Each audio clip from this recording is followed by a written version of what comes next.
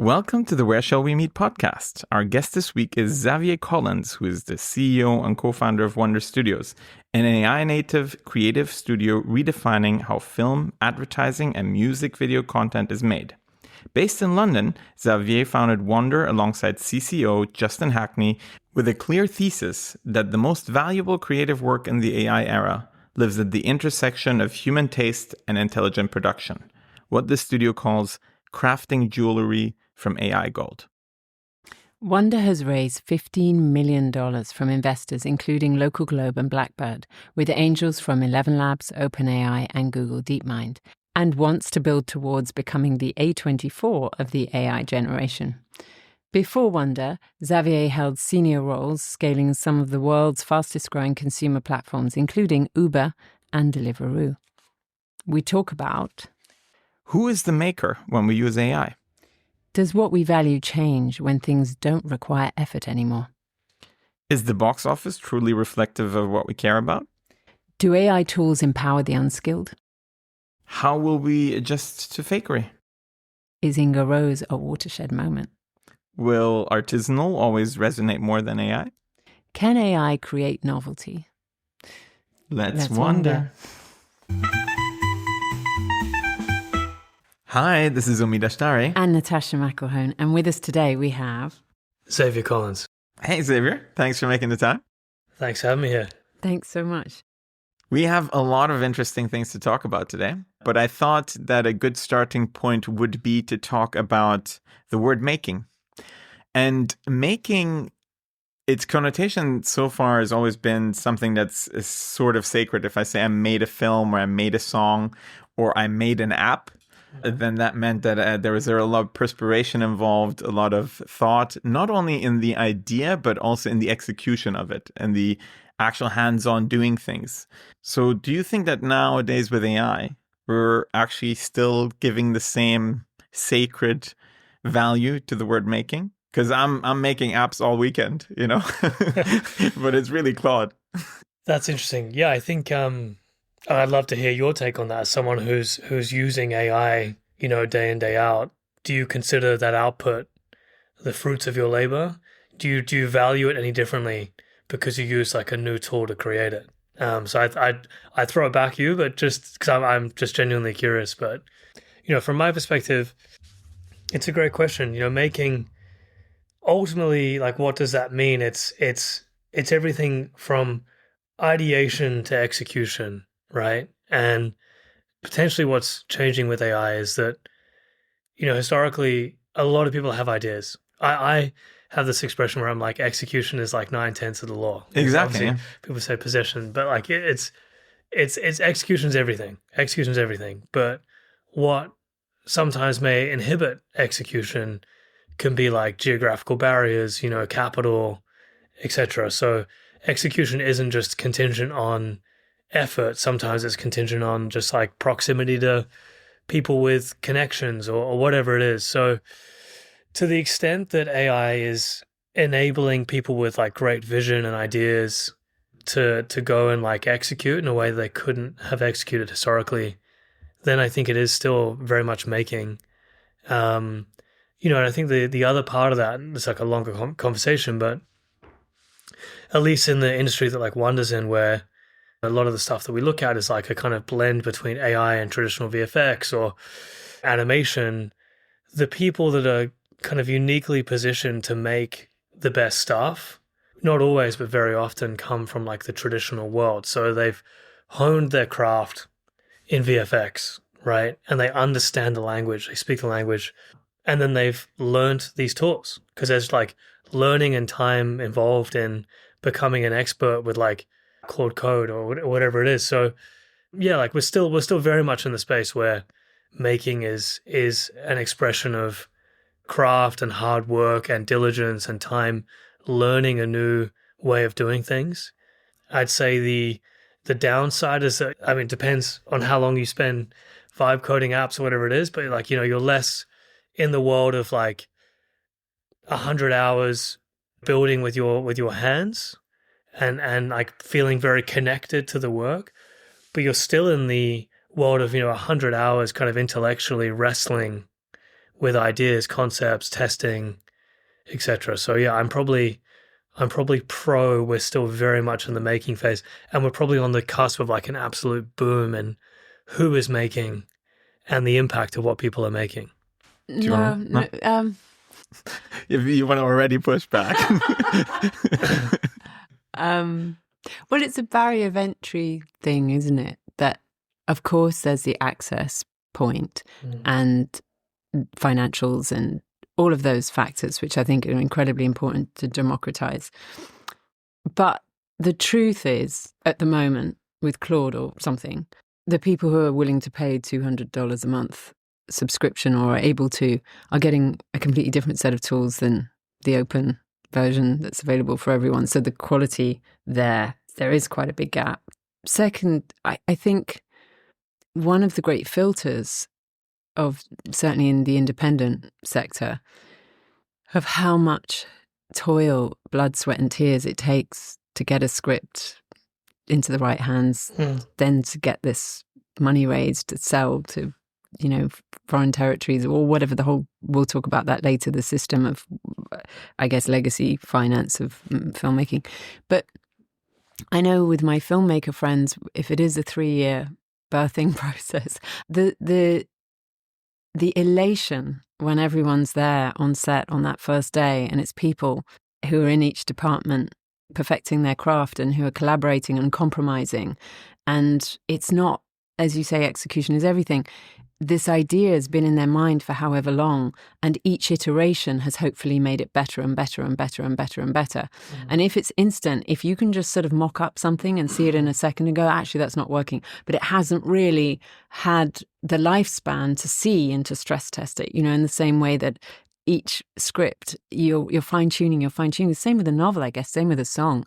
I feel there's something about that process that connects you to the material and it gets deeper and deeper and deeper with each trial and error. And the frustration is super important as well. I do think that frustration is generative and very, very growthful. So I'm just worried about compressing a lot of those processes. That's Look, it's a great take. I think, two things can be true at once, right? Yeah. So you can have James Joyce that agonizes for 15 hours over like one sentence and the combination of the words in the sentence. And then you can have the flip side where like so many great creatives just never realize their vision because things get dragged down for years. Yeah. You can't bring things to life quickly. You can't, pitch something in its true grandeur because to do that would take years or tens of thousands, hundreds of thousands of dollars, et cetera, et cetera. So I think like both things remain true. I think like great art, it can be like, some of the best songs ever written were written, on the back of a Chinese menu, whilst the band were outside in like Oasis's case, or something like Ulysses, it was like toiled over for decades. So it can just depend. I think where the thing that I would just react to is like on the Claude to like the $300 to £200 a month thing. It's like, I think no one's saying that there's this full democratization. I think in every industry, you're always going to have levels of access. But I think if you had to compare the levels of access today with these tools versus 20 years ago, what you should hopefully see play out is you're going to see a lot more breadth of like creatives push through or get exposure. There are people from like anywhere in the world right now that if they've got great storytelling craft and they have an understanding of the tools, they can put something direct to customers on YouTube or X or whatever it is, and they can get discovered. Not saying it will happen, but like it's more likely to happen, and that barrier to entry is lower than it's historically been, which I think is like a net positive, without saying there's no barrier to entry. And then the final one was just, I think it's a really great point. Great art can often come from like strenuous toil, but I think it would be wrong to say that leveraging AI erodes that toil. Some of the best filmmakers I know that are using AI or experimenting with AI, they're working like 20-hour days, like deep down the rabbit hole, obsessed with, every single frame. So I think that like kind of it's not instantaneous. It's different. Like it compresses timelines, more things are possible, but there's still a huge amount of kind of grind that goes into making a lot of this stuff. First of all, both really good, valid points here. The analogy is really one just on the price point. Before you had to have a full music studio to create a record album. Now you can have a laptop. And obviously still the laptop is the entry price to creating an album. But it's a lot cheaper. And I think we're seeing the same thing happening now. The other thing is that if you just prompt something and the output comes out, what's going to happen, I think, with society, which we're seeing to an extent, is we're getting desensitized when it comes to the average output. Because what these things do are they just giving you an average output, and you will still be able to tell the difference between an average output and a 20-hour output. When somebody's you mean let's do Love Island as vegetables? Yeah, for instance, right? Like, but the reality is, like, if you spend time with these tools on the first output and do 20 iterations on that, you can get to something drastically better than the first version. And the first version is something that a bunch of people who feel like mediocrity is good enough will put out, but we're all going to say, okay, we know exactly where this came from.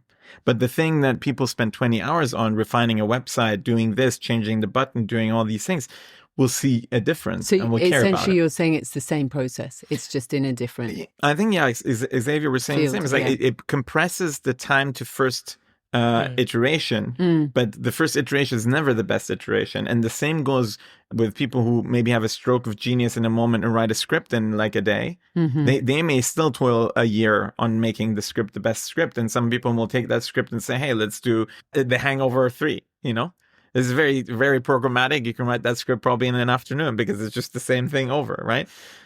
Okay, we can talk about taste in general. I think this is the next point that I wanted to make. It seems to me, sorry. I guess does lowering friction that it costs, even if you're working with AI tools or if you're writing it but by hand, does it actually make better work, or does it just make more work? Great question. How much more content can we all take in? Yeah, that's a great question that can be like empirically validated over the next couple of years. Like, do you just get more better films from like a more diverse background of filmmakers? Like, I think we'll learn. Yeah. And I think there's a lot of noise that people will get stuck in. There's a season for all things. Love Island, vegetables. People love that. And that's fine. It's like, I think there's a lot of noise. There's a lot of content. I think AI content's already overtaken human generated content on the internet. But ultimately, like, I don't think any of those things are really going to matter. At the end of the day, taste 100% will matter. And what I mean by taste is it doesn't matter if it's got AI part of the process or not. Like, I think I'm pretty agnostic about that personally. What I really care about is are humans still creating great works of art that really like resonate with people? And that does feel like a timeless trait of like our civilization. And so I think over the next year, over the years to come, like, we're going to have more great films, more great books. Like, there's how many more geniuses waiting to be discovered. I guess the empirically interesting point will be like, do we get a broader selection of great films and great books from a more diverse background of filmmakers because all of a sudden the barriers to entry have been lowered? What's obvious is you're going to get more content. Obviously, you're going to get more content. You're going to get more people that want to be filmmakers getting to experiment with these tools, just like you're going to get AI musicians, people who have always wanted to write a song but never wanted to learn piano, starting to like express themselves. So you're going to get a huge amount of content. But in that spectrum of those people, I think like throughout history, there's going to be truly talented tastemakers that are able to like strike a chord with people. And I think that's the signal that I would focus on. But then I think that the question there is it just like a default level of talent in society that always exists? Is there only so much great work that like a community can sustain? Or are we going to see an increase in the number of great works because we're suddenly opening the door to many more people that can start to like showcase their talent? But what about scarcity and the value of something being special? Because you say quite often that people are going to have access to sort of Hollywood grade production values through these tools. But then what's so special about that if everyone has access to it? The corollary to that I always say is that like distribution is king. So what I mean by that is like, yes, people are going to have access to Hollywood grade production, but ultimately what's going to matter is like the quality of the IP, the quality of the storytelling, but also the quality of the distribution. So do you have an audience? Do you have like a group of people that really care? And so on the scarcity point, like I think about this a lot. Like I think that, with like the Beatles and musicians back in the day, there was such excitement around like a new album release because it was scarce. It was like rare, tangible. And same with like, I grew up watching TV, like where Lost was like a top show. And, oh, wow, yeah. And like, we'd go to school the next day and everyone would be like, can't be what happened. And you'd wait a week and it wasn't on streaming and everyone kind of watched it together. There's something really amazing and human about that. It may come back, but in different ways. And so to the scarcity point, what I think is a really interesting area particularly for like AI enabled creativity is, can you start to have niche work for smaller audiences that people love, like Love Island Vegetable is a bad example. But like, let's just say that there's like a like a movie like Anatomy of a Fall. Exactly. Yeah. Or like a random, like let's just say there's like a sci-fi book that like has this like really niche, passionate audience, but it's like so small that like it's never going to be Hollywood. Yeah, okay. Exactly. But imagine that like you can now create worlds around that. I have some examples here. One, I like beatboxing. Before YouTube, the beatbox subculture did not evolve. It was only in pockets, and these people would connect once a year at like the annual beatbox championships.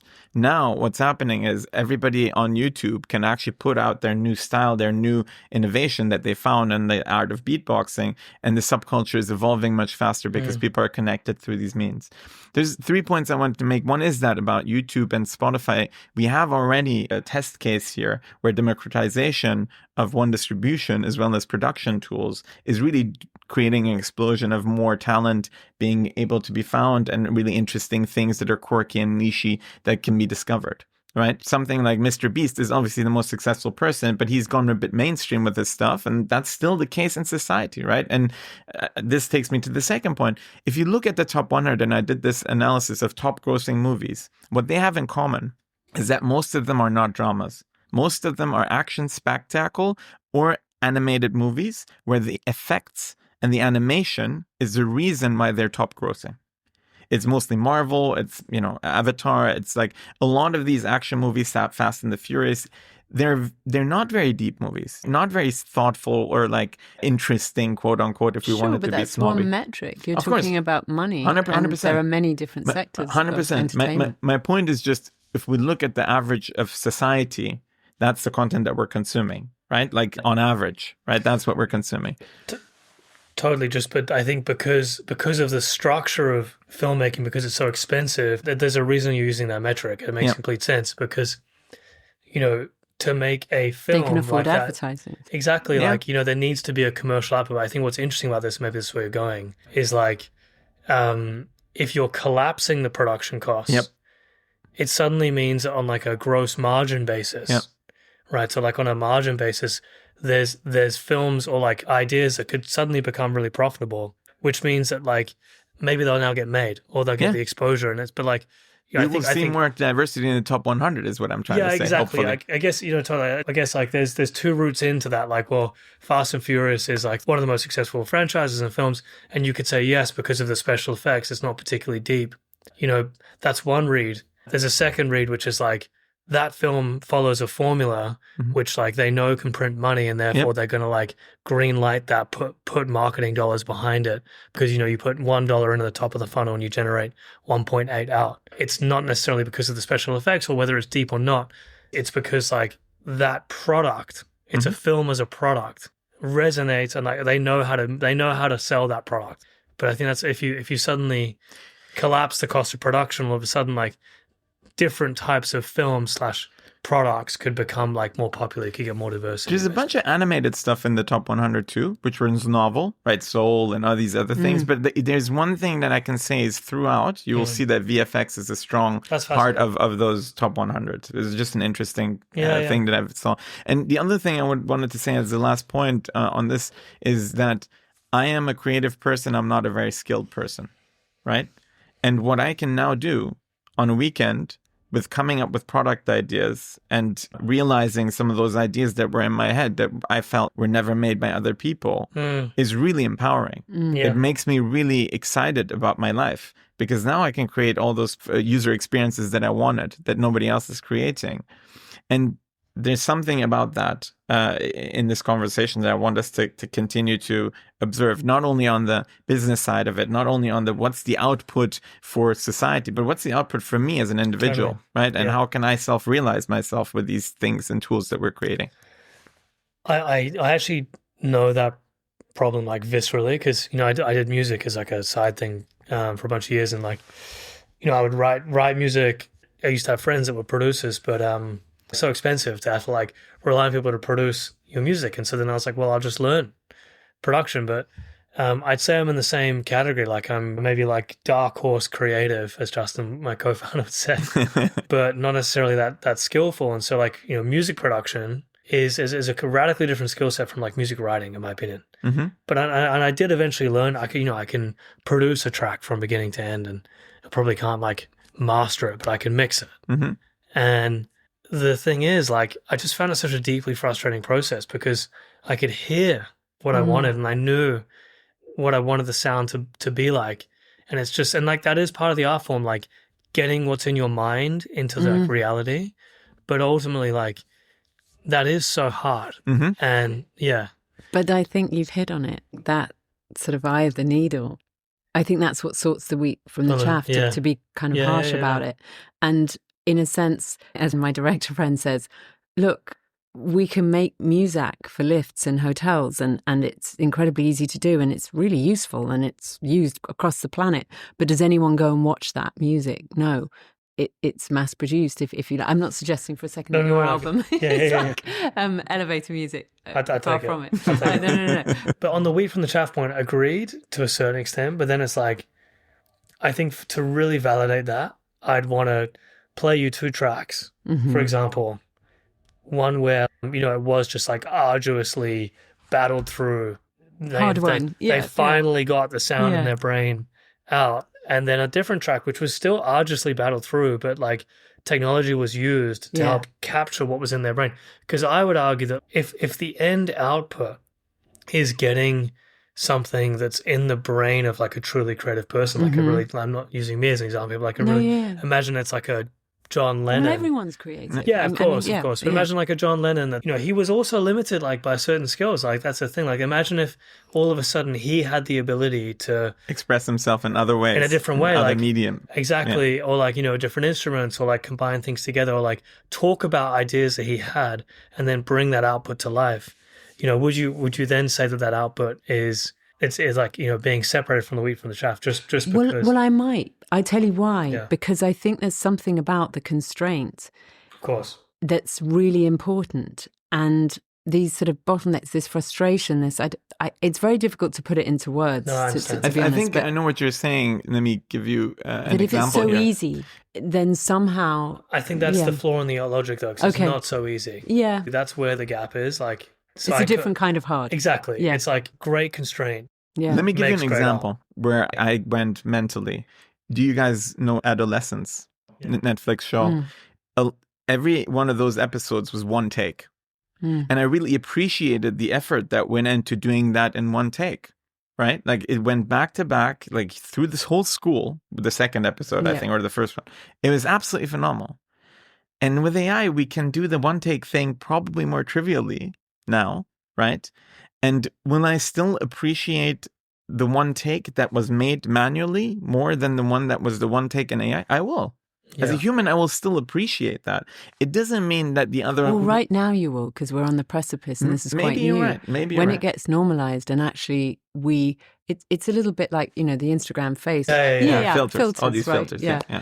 What is beauty, or is it imperfection? Isn't it? And you become so anesthetized because you become very, very used to this sort of Barbie doll thing in the case of a woman, or maybe, I don't know, a Ryan Gosling photo. Whatever. And that anything that's not that then becomes alarming. I think we will adjust to this. We will adjust to this fakery. Let me tell you something really interesting. Yesterday was the first day where a completely AI generated, not completely, but an AI generated song was global top iTunes. This is an artist called Inga Rose. The voice is completely artificial. The song is also created with Suno, but the songwriter behind it has written all the lyrics themselves. Now, maybe they used AI by doing it. It is top. And when you go on YouTube and you look at the comments section of what people are saying about the song and how they are saying, this is speaking to my soul, this is so amazing, it made me cry. Like, I went through the comment section and I saw how they connected with people. But that's possibly because their best friend is ChatGPT. No. So they're already adjusted.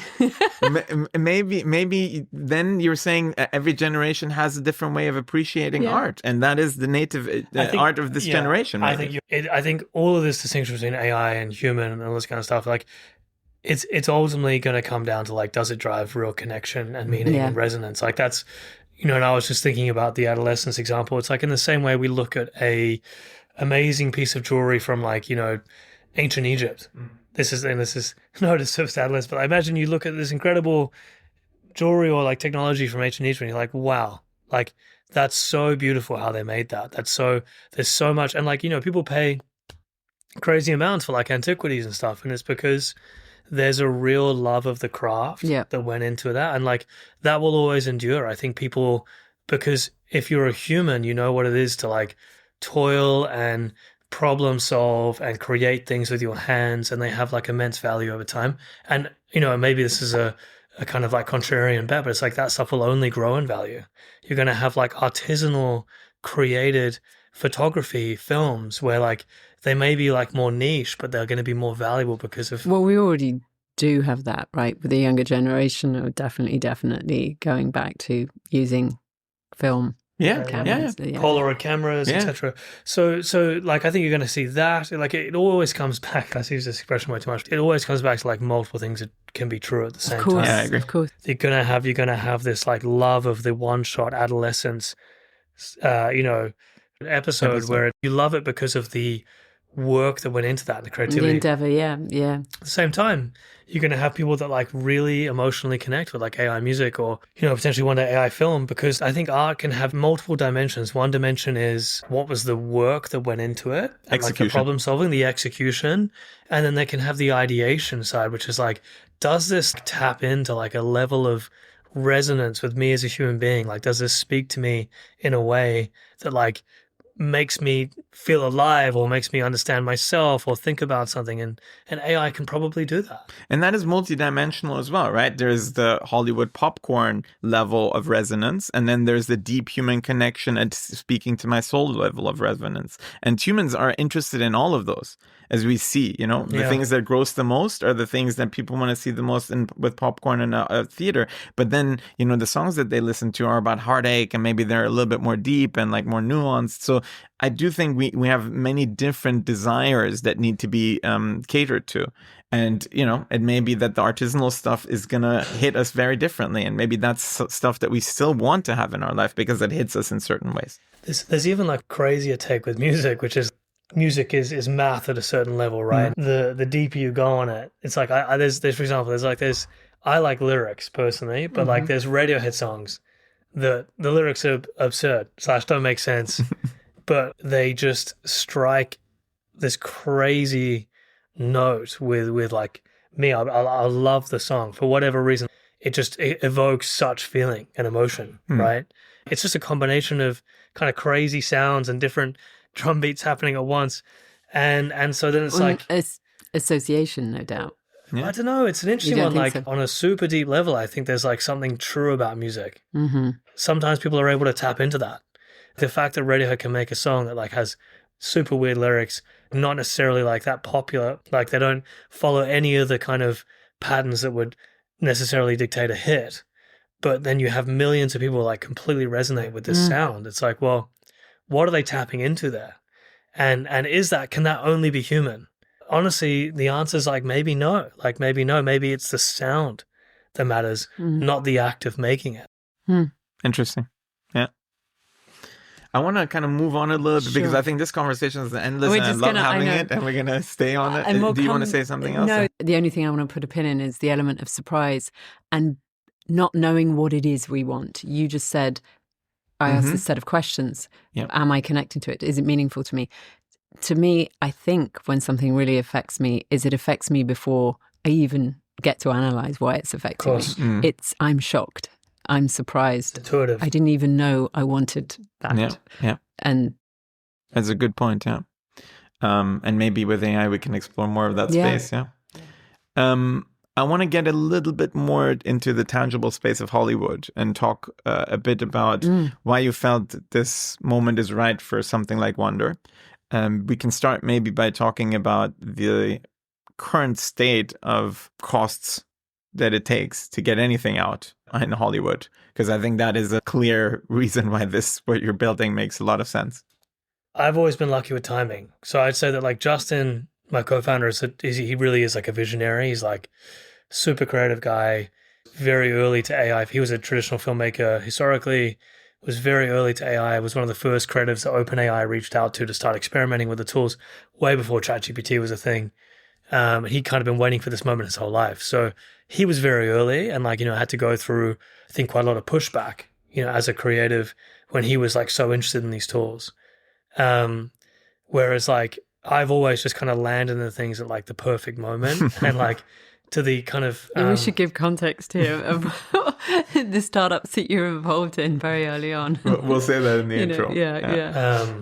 But Uber 2011, Deliveroo first 30, etc. So like, and again, it's not like I'm sitting there as like a VC analyst being like, taxis are this like really outdated model and all of a sudden everything's going to move on to apps. I was super young. I just kind of had this sense like, wow, this is going to change the world. I just had this feeling. Look, I think timing is everything in life, but you need to have both. You need to have like the visionary, the kind of like prescience, which I think, Justin has a lot of, and you need to have like a really strong sense for timing. And that was kind of my addition to the team. It was me seeing Justin's Alice in Wonderland teaser that he created in his spare time over a couple of weekends and being like, okay, this is going to absolutely change the world.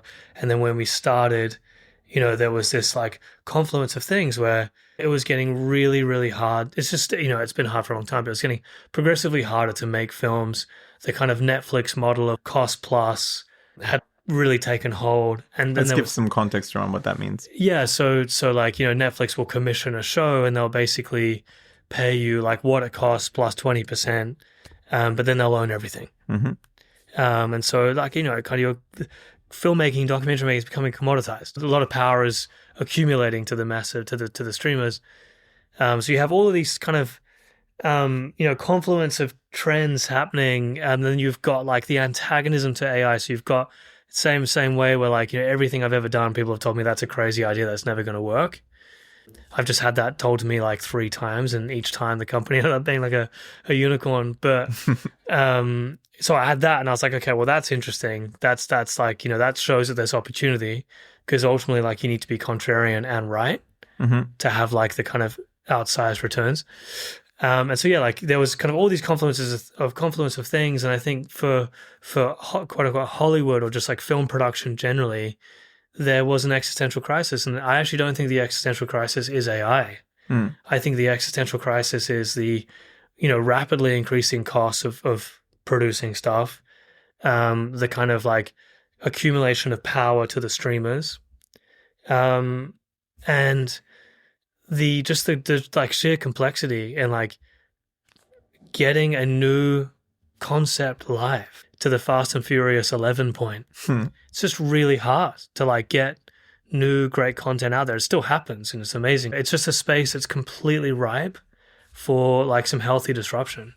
And I think AI does that, and it threatens a lot of people, but I think for a lot of people who feel threatened, like they shouldn't. I know that sounds trite to say, but I do think that the people that are so well positioned to benefit from AI are the people that have access to great IP, great scripts, great distribution. It's about figuring out, where does AI sit in the stack? Where is AI suited to helping the creative process, and where is it not? And like as a creative, as a studio, as a filmmaker, leaning in where you should lean in and setting your boundaries where you want to set them. That's kind of my take. I don't know if I answered the question, but that's my... Yeah, you did. Is it a faster and cheaper pencil, or is it a whole different, tool? That's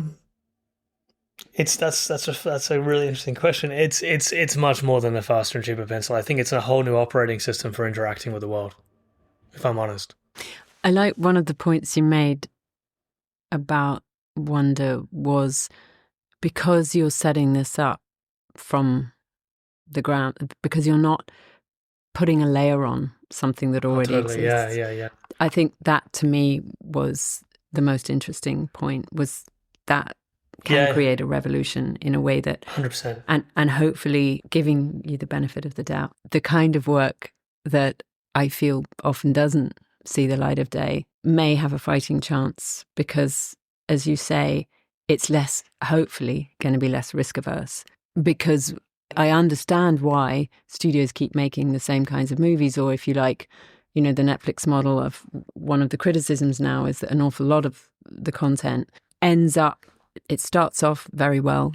It then sort of plateaus into a very, very safe, because they just want to retain viewers. They don't want to take risks anymore. They don't want to do anything that's innovative or creative or might disrupt. Whereas if it does cost so much less, and if that time compression is the best side of it, might be that there is risk involved. 100%. Look, I don't want to sit here and be like, we're so amazing, like we're only going to work with undiscovered talent and we're going to make all these new novel films. Like I truly believe we are going to do that, but in the same breath, we work with the major studios, and I think that there's a role for Wonder to play. We're not trying to fundamentally disrupt the traditional model. We're trying to be a bridge between creativity and technology. And so like that can apply in our most aspirational sense. It's like working with emerging talent, making great films, and I think you will see that in the next couple of months. We're going to be still kind of under wraps. We're going to be partnering with like amazing writers and like emerging AI filmmakers,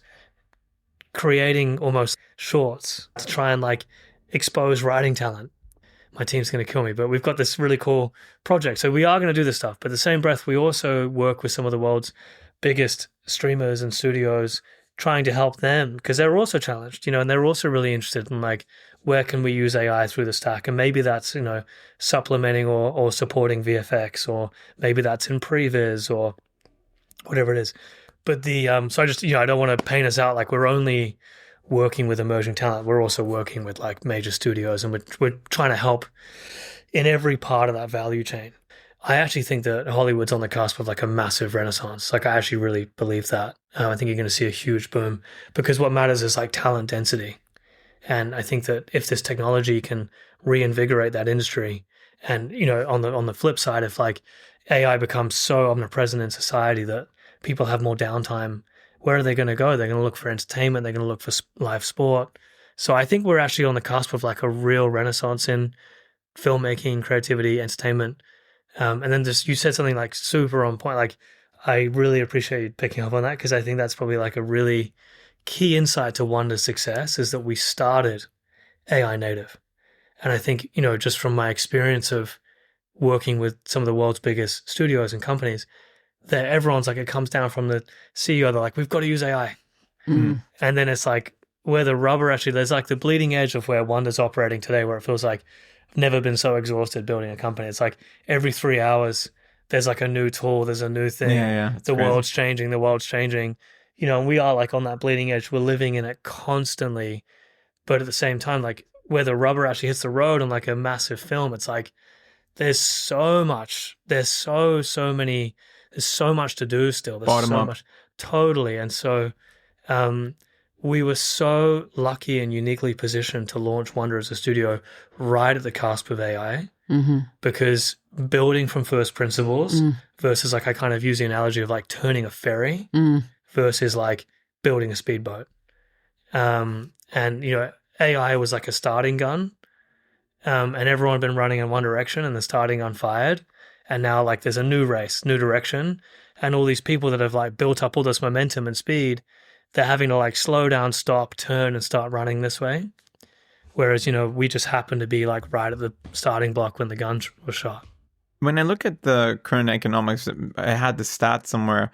I think a Game of Thrones episode would cost like 20 million to produce or something for one episode, which is absurd if you think about it. That was, I think, a stat that was out there. And it's like 40 minutes long. So that's like $500,000 per minute or something like that. What are we thinking about the economics here? How does this collapse? I'm sure you thought about this. Yeah, and so it really depends on the type of content you're making. I think like a really solid wedge for like AI, or like where we focus, like where we're uniquely positioned to succeed, at least today, is I think animation is a really great low-hanging fruit. We work a lot with traditional animators, but so much of the like animation pipeline can be improved or supplemented with AI. Mm-hmm. So you're moving from a world where it can be costing $100,000 per minute Mm-hmm. for like, top grade animation, and then it depends, it can go down to like $20,000 a minute, Mm-hmm. it can go down to $5,000 a minute. Obviously, the things you need to think about are like quality, control, which is a big thing in AI, and speed. Yep. But we can generate a very high quality grade animation at a quarter of the price. Got it. But the devil will always be in the details of like what we say to the people we work with is that a massive thing you need to think about is control. So if you want 100% control, you have to pay for that. Mm-hmm. If you're willing to trade off some of that control, some of that quality for speed and availability, then AI is like an amazing solution for you. And then I think where we really build our value as a studio is that we're becoming like the world experts in how do you use AI and how do you develop a story conceptually down to the script level where it's actually going to be well suited to AI. Yeah. So like there'll be particular things that like a writer or like a director will want to do. And it's like, well, that isn't the best use case. So like, for the can you tools. exactly? Yeah. So can you reimagine that scene? Or if we want to do that, we're going to have to bring in a traditional animation team. We're going to have to combine the two. So I think animation, I think things like historical recreation. Oh yeah. Documentaries have done an amazing project with Campfire Studios called The Wolf of Wall Street on the Wolf of Wall Street.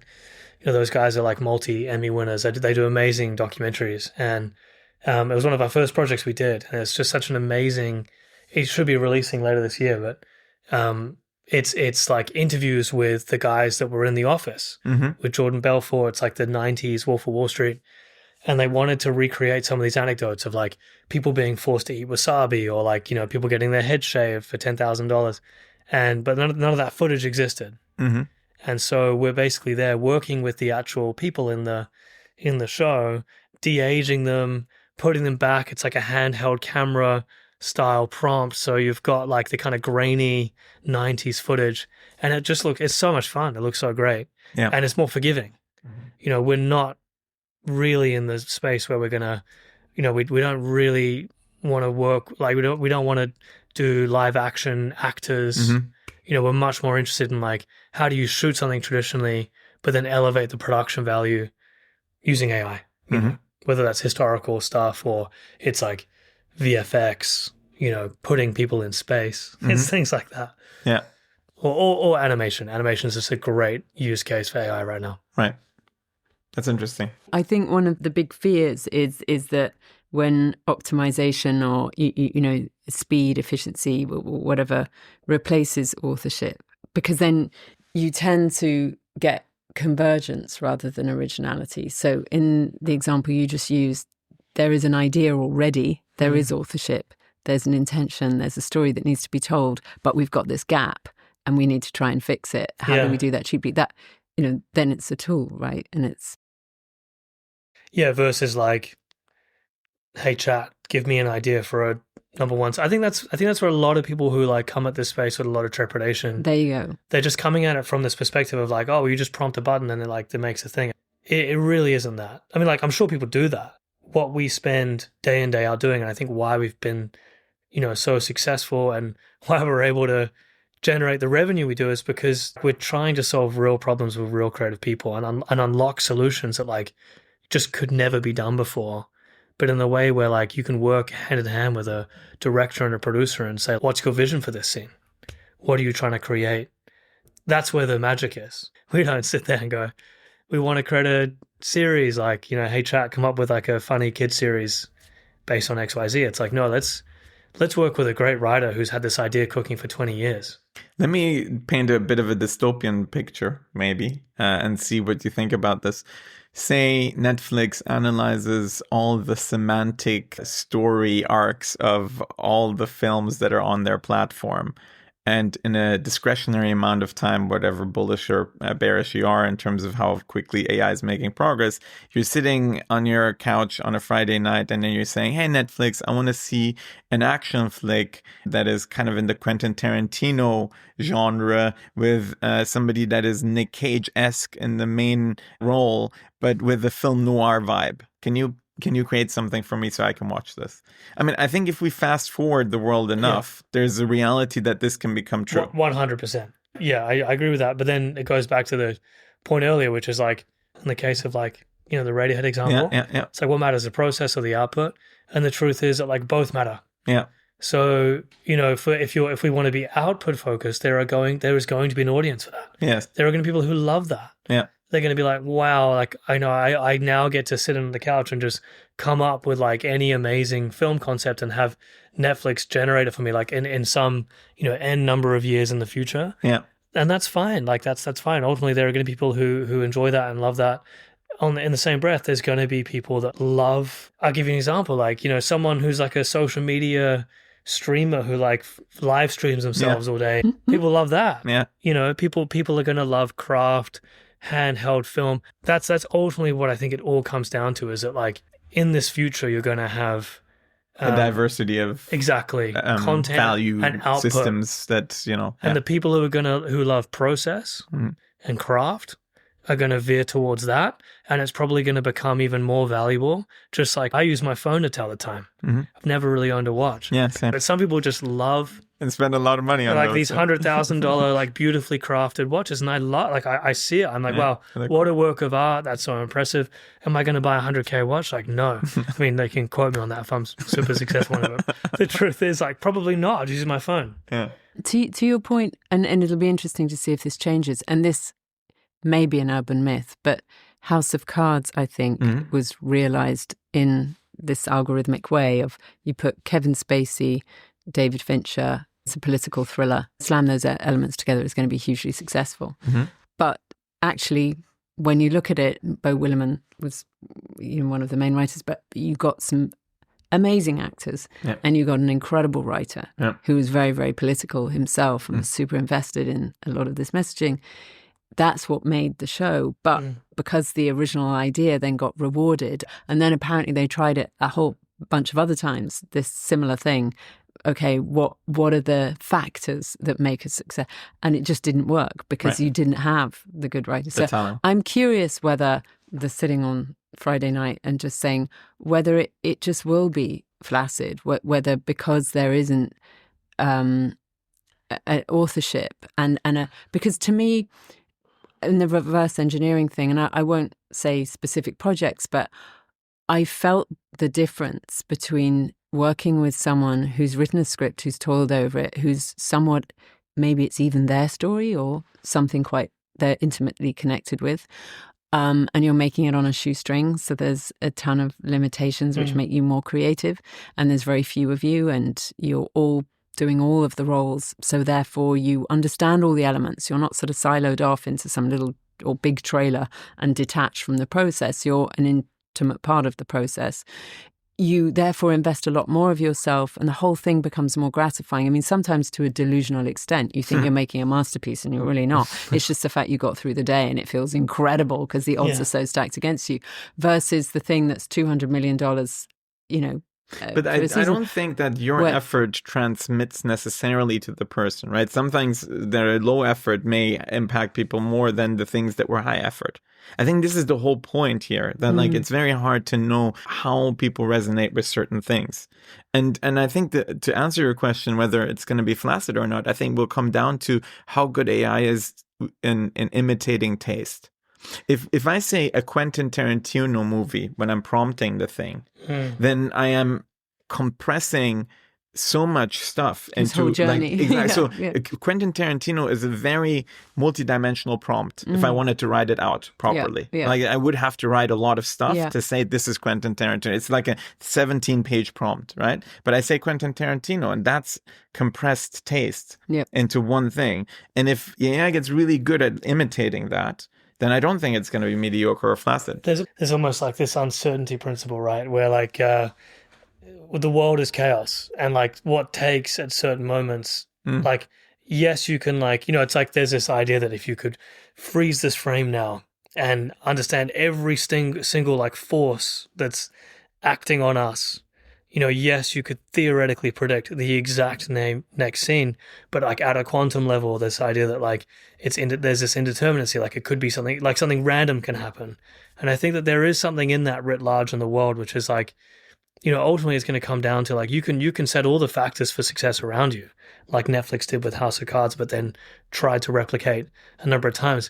But maybe it was like that project had this perfect sunsetting, like perfect kind of like convergence of, yes, the data was lined up. Yes, there was a great writer, but maybe also like, yes, there was just like this moment in the world There's an appetite where there was a cultural resonance and it just took off. Mm-hmm. And I think that's like it's going to be very, like in the same way that like you still have these incredibly smart, sophisticated algorithms trading in the markets, and you have Jane Street and all these like geniuses solving puzzles, but like guess what? Like they still lose money sometimes. And these people are like paid tens of millions to predict every micro movement in the market and they still get it wrong. But that's the whole point, isn't it, about art, is that it shouldn't be predictable. Exactly. And it's not. I don't think it is. And the accidents are the things totally. And I think, again, two things The are true here. Ishiguro People like the same schmaltzy pop song that is programmatic, has always been done over the ages. They like the same action tropes where the good guy wins in the end. And we watch those over and over and over and over. And we like the happy ends. All that is true. We like all that. But we also want to be surprised, as you were saying earlier. And like that is where I think we will still have real artistry. So we'll keep that domain then. Yes, I hope so. 100%. I hope so. 100%. And you'll just get more opportunities to express it. Yeah. I think that's true too. The other part of this conversation is like there is just like a raw economics to making content. Everything through to advertising. Like we do stuff with brands as well right now. And so, we have conversations with, brands the whole time of like, here's this creative idea we'd love to do, but it wouldn't be possible with the budget. So like there's just a real economic calculus to creating content, whether it's ads or films, and that necessarily contains like what's possible. And so I think in a world where the economics of film production are going to shift, because they are going to shift, it does open up more opportunity for those moments. If you're a creative, it's like, how do you put yourself in those moments? How do you go to where the action is? And I think that the action is going to be in kind of like AI enabled hybrid productions, potentially like niche films with smaller audiences, but are going to have like, imagine like a $6 million horror that now costs $3 million to make. Well, I think the example that you gave with historical fiction, right? Like historical fiction is you can do ads on Planet Mars now, and it doesn't cost as much as it did to like get a whole animation studio going and like do all that. You can do things now that were out of reach from a price point perspective now, and it enables a whole new palette of creativity. And I think if you're a creator or you're an artist, you're an actor, you should be seeking out these opportunities. Like, where are these new, like if there's going to be a boom in like indie filmmaking, which I think there will be, it's like, I'd be looking where the action is. I'd be like, okay, well, maybe I am going to say yes to this film because maybe it will be a success, because even though it's got a small audience, I think they fight to like really, really, really condense it down. Netflix, whoever, like they ultimately, like it is just a calculation. When I was, running Turo, we knew you spend X amount on like a Google ad for like car rental in London. And you knew that if like you got it under a certain amount on like a cost per impression or a cost per acquisition, you're probably going to make money on that transaction at the end when it gets the whole way through searching for a car, booking it, completing the trip, returning the vehicle, right? It was a calculation. And I think money in, money out. Yeah, exactly. And like a fundamental level, like that is the entertainment business now. It's been insulated from a long time from like the kind of like data-driven nature of tech companies. Obviously, Netflix started to change that. But at the end of the day, there is just a raw economic calculation that like the studios are making. Do I think this film is going to make money? And I think that necessarily constrains what type of films get made and how many films get made and how many emerging directors get trusted. And so if you change the denominator of the equation, where like the cost of making something goes down, what it should theoretically do is give those studio heads more leeway to be like, you know what, we're actually going to greenlight this project. The reality is I've realized in this moment in time, the world has been optimizing for familiarity. And what we're now being able to do is optimize for novelty. And It is actually novelty that really excites us in many ways. Of course, we can also degrade to the mean and regress to the mean with a lot of stuff that comes out, but we'll still value novelty. And the people who use this stuff now to do novel things that weren't greenlit, that were impossible to make, where the guy on the couch at home on a Friday night actually sits down for 20 hours and tries to build something with this, that is completely a different take. That is, I think, what we'll still value. That's so true. I love the like novelty to familiarity. Yeah, I just think like, what will we learn about us? I keep coming back to the Love Island vegetable thing, which is so ridiculous. I guess like I'm really interested in like the margins. There are these like, like Lord of the Rings, right? It's like this incredible world that Tolkien built. There's all this lore. There's all these like super fans. It's like, how many Lord of the Rings exist in the world that have like similar levels of lore and world building, but just way nicher audiences? What happens if like someone who's like a mega fan of whatever that thing is, the next Game of Thrones, whatever it is, they can now start to spin up stuff, and like, what if that suddenly catches fire? And now like millions of people are like, oh wow, I never knew this world existed. I wonder though, with the saturation of content, as you call it, people will be willing to invest quite so much time, focus and devotion to one story in that way. It requires those books, the viewing time. I mean, that's a real investment, and it's a community, as you say, that's born out of that, and it's beautiful. But I think the fact that it was such a labor of love is part of it. I can't help thinking. I'm very willing to be wrong about all of that, but my instinct. I mean, as iTunes top song globally yesterday, it was an AI made. I guess. How do we know that? But is AI that a song... novelty factor? Is that a curiosity? I listened to the song. It sounds like a normal like love song.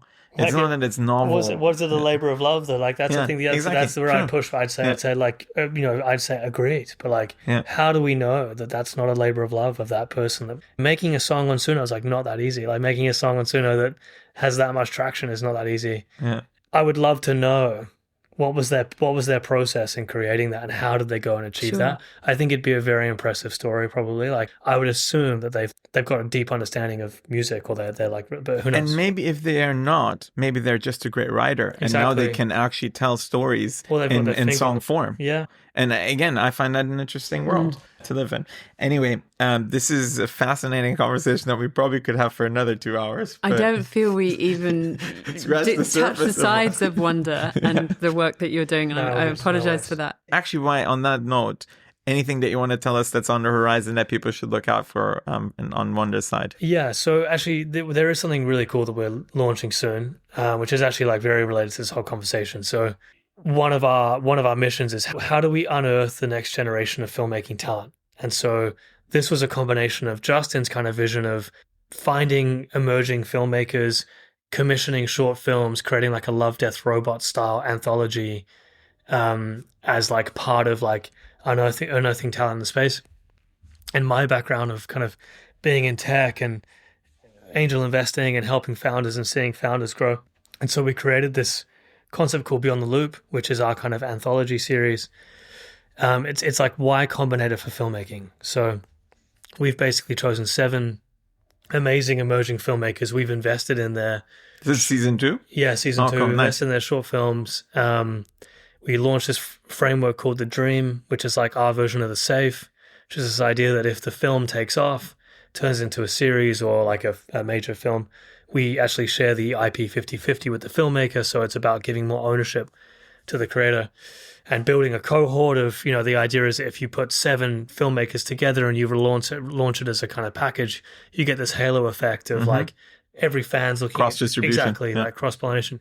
Anyway, that's going to be launching very soon. In the next, probably in the next like 6 to 8 weeks, we'll have our first film. Nice. And I saw a version of like one of the films from one of a British filmmaker who's a young actually a BAFTA-winning filmmaker who's kind of lent into AI. And it was like one of the first things I've seen where I was just like, wow, this is, and I think it's going to break the internet. Like, it's a quantum leap from the last season can because you the tell us the technology name? changes. The name of the film, or the filmmaker's called Hal.